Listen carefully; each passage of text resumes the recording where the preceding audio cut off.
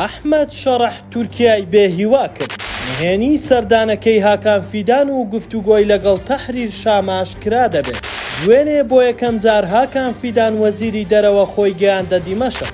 ئامانجی سەردانەکە خنکاندنی ئیرادەی ئیدارەی خۆسەر بوو، بەڵام ئاماژەکان بۆ ئەوەن سەرکەوتوو نەبووە.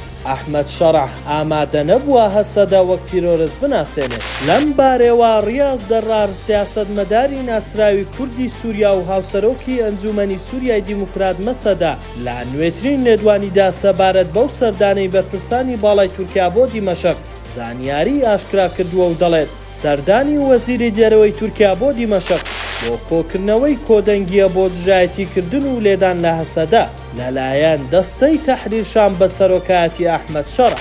ئاماژەی بەوەش کردووە ئەوەندەی زانیاری بەئێمە گەیشتووە لەو دیدار و کۆبوونەوانەی ئەنجام دراون ئەحمەد شەڕح پشتگیری فیدانی نەکردووە سەبارەت بە پرسی دژایەتیکردنی هێزەکانی سووریای دیموکرات و هیچ بەڵێنێکیشی پێنەداوە و وەک تیرۆریستیش ناوی هەسەدەی نەهێناوە، بەڵکو لە بری ئەو دژایەتیەی ئەوان داوای کردووە شەڕح جەختی کردوتەوە لەسەر ئەوەی دەیەوێت لەگەڵ هەموو گەلی سووریا کۆ ببێتەوە و گوێ لە داواکانیان بۆ ئایندەی سووریا بگرێت. بەرپرسەکەی ڕۆژئاوا جەختی لەوە کردوتەوە ئەوەی شەڕح بە بەرپرسانی تورکیا وتووە هێزەکانی سووریای دیموکرات هەسەدەش هەمان قسەی هەیە و جەخت دەکاتەوە لەسەر دژایەتیکردنی تیرۆر و توونڕەوی و نەیشاردۆتەوە.